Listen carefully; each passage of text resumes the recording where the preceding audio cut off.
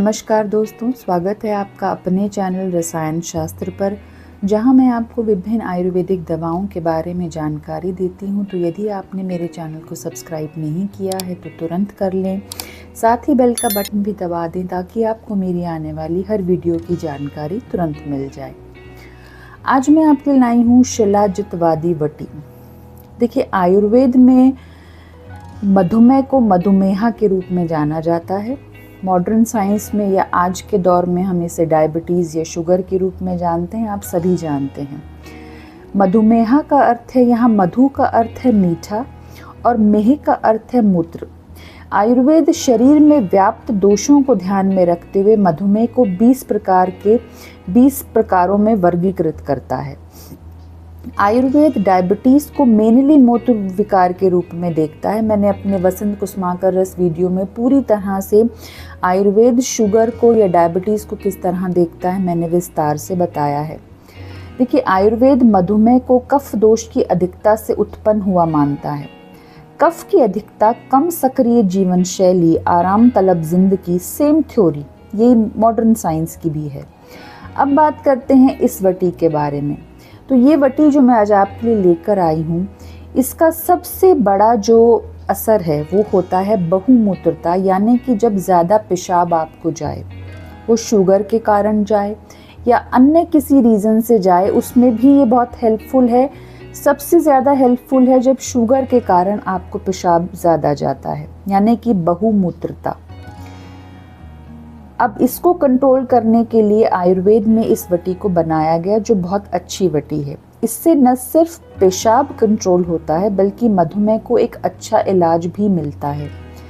शिलाजितवादी वटी में जो मिलाया गया है वो है त्रिवंग भस्म। यहाँ लिखा हुआ है त्रिवंग भस्म, शिलाजीत, गुड़मार की पत्ती का चूर्ण, छाया में सुखाई हुई नीम की पत्ती और शिलाजीत जो इसमें मिलाया गया है। मेरे पास यहाँ पर ऊंझा कंपनी की है, आप किसी भी कंपनी की ले लें और इसकी जो कीमत है वो है 570 रुपये। 200 टैबलेट आपको मिलती हैं। आप किसी भी कंपनी की ले सकते हैं, लिंक मैं आपको दे दूँगी। बस आपको क्वालिटी पर ध्यान देना है क्योंकि इसमें मिलाया गया है शिलाजीत। अब इसके इंग्रेडिएंट के बारे में मैं थोड़ा बता देती हूँ। जैसे मैंने आपको बताया, शिलाजीत इसमें मिलाया गया है। शिलाजीत को सामान्य भाषा में आप पत्थर का पसीना कहते हैं, जो हिमालय की ऊंचाई पर मिलता है। माने इसे कलेक्ट करने में बहुत मेहनत और साहस लगती है। बेसिकली ये एक प्राकृतिक पदार्थ होता है जो काला गहरे भूरे रंग का होता है, जो कई सालों में तैयार होता है। पौधे और सूक्ष्म जीवों के अपघटन से ये बनता है। अब जो चीज़ लाखों वर्षों में बनेगी तो उसकी कीमत भी लाखों में ही होगी। इसीलिए शिलाजीत से रिलेटेड कोई भी मेडिसिन खरीदते हुए आप उसके प्राइस से ज़्यादा उसकी गुणवत्ता को देखें। इसमें विद्यमान यानी कि शिलाजीत में फुल्विक एसिड विद्यमान होता है और उससे भरपूर फाइटोकेमिकल्स के रूप में इसकी अनूठी संरचना के कारण इसे आयुर्वेद में सहस्त्राब्दी उत्पाद माना गया। माने जो बनने में 1000 साल लग जाते हैं, लेकिन हजारों औषधियों की ताकत शिलाजीत अपने अंदर समेटे हुए है। शिलाजीत अपने योगवाही गुण के कारण हर मर्दाना शक्ति की औषधि में जरूर डाला जाता है। मूत्र विकारों से संबंधित दवाइयों में डाला जाता है। मधुमेह के रोग में ये बहुत उपयोगी है। यदि ये वाजीकारक औषधियों के साथ, माने सेक्सुअल ताकत बढ़ाने वाली औषधियाँ जैसे मूसली, स्वर्ण भस्म, शतावर, विदारी कंद के साथ डाला जाए तो ये आपकी सेक्सुअल ताकत को बढ़ाता है, स्तंभन शक्ति और यौन शक्ति को देकर संपूर्ण पुरुषत्व प्रदान करता है।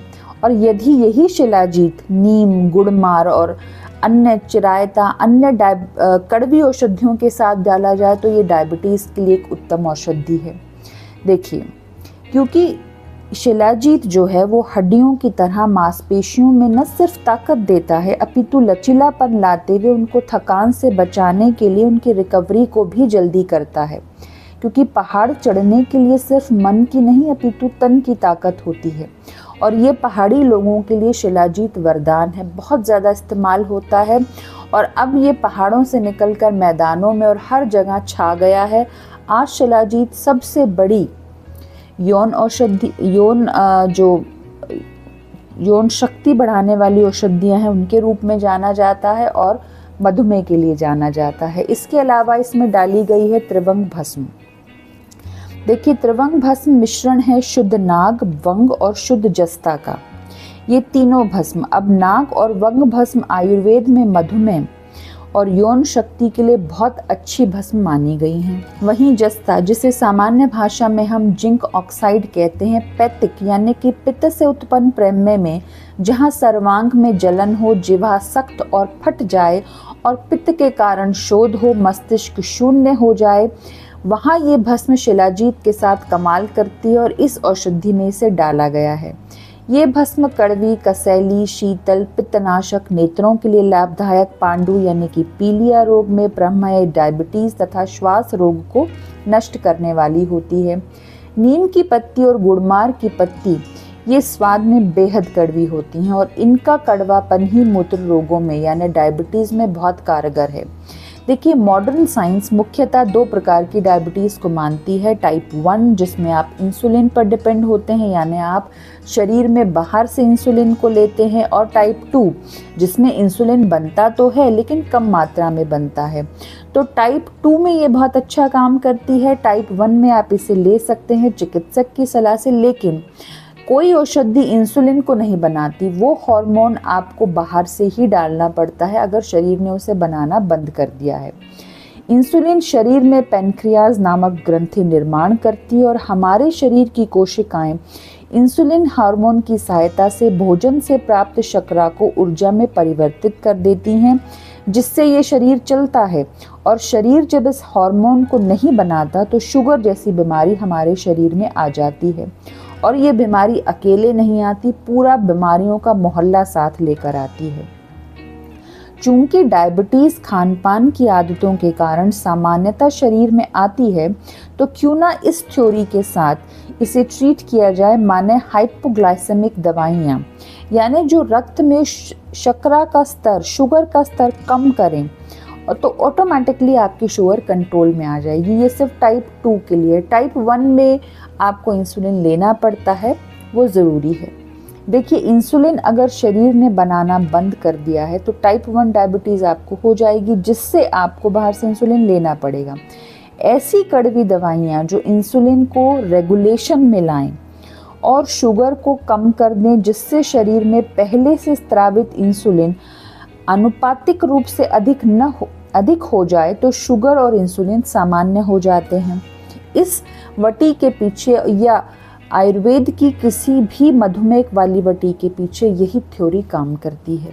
देखिए, जब हम बाहरी इंसुलिन लेते हैं तो शरीर में इंसुलिन लेवल अधिक हो जाता है।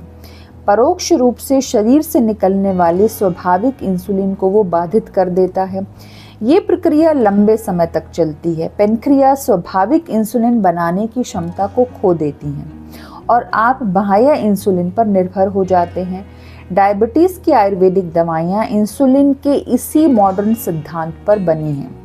हालांकि इंसुलिन शुगर कंट्रोल करने के अलावा अन्य बहुत सारे काम शरीर में करता है, इसीलिए इंसुलिन की कमी से होने वाले नुकसान शरीर में आपको हर जगह दिखाई देते हैं। इसीलिए आयुर्वेद में मधुमेह को यानी डायबिटीज़ को राज रोग की संख्या दी गई, अर्थात राजा बीमार तो शरीर के हर विभाग में अव्यवस्था आ जाती है। इसीलिए आयुर्वेद में कड़वी दवाइयाँ, जिन्हें आप हाइपोग्लाइसेमिक दवाइयाँ कहते हैं, का उपयोग मधुमेह के इलाज के लिए किया गया। अब गुड़मार को आप शुगर डिस्ट्रॉयर कहते हैं।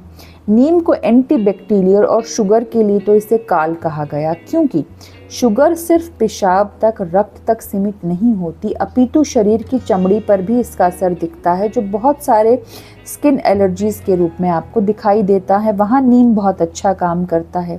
त्रिवंग भस्म मैंने आपको बता ही दिया है। तो और जो शिलाजीत है वो शुगर से उत्पन्न कमज़ोरी में तो काम करता है, साथ ही शुगर को कंट्रोल करने में भी मदद करता है।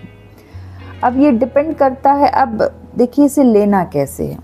ये डिपेंड करता है कि आपका शुगर लेवल क्या है। इसके बारे में मैं कोई आपको एक फिक्स खुराक नहीं बता सकती हूँ।